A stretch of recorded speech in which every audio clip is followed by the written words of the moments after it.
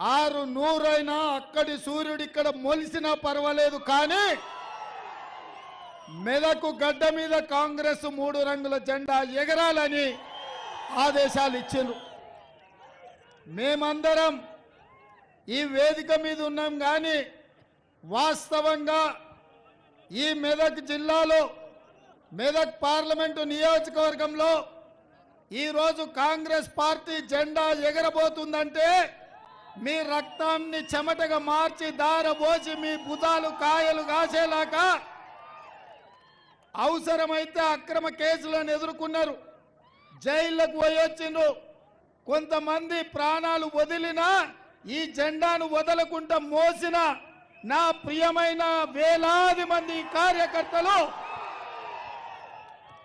ఇవాళ నాకు సంపూర్ణమైన నమ్మకాన్ని విశ్వాసాన్ని నాకు కలిగించారు.